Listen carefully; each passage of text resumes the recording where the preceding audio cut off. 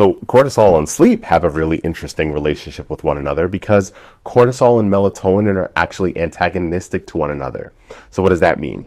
When your cortisol levels are up, melatonin levels are down, and generally speaking, when melatonin levels are up, cortisol levels are supposed to be down. And so that melatonin is really what's going to help you to get that nice restful sleep, really be able to get there all that regenerative sleep that your body needs in order to really function optimally. So really want to keep that stuff in mind. So when you're thinking about cortisol, even outside of an actual lab test, what we want to keep an eye out for is, again, are you waking up tired first thing in the morning when you should be feeling refreshed?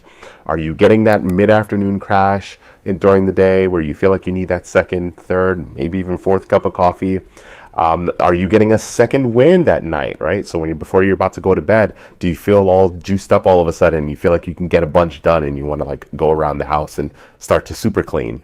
Are you getting 7 to 8 hours a night of rest and still feeling unrested?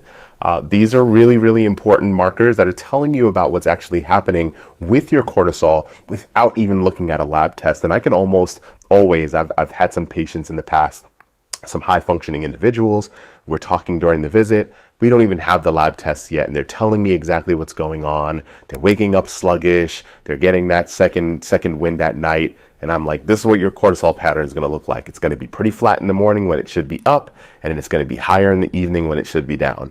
And every single time, that's exactly what shows up on that lab test. So you can really get some insight about what the lab test is going to look like before you even see it, just based off of how you're feeling.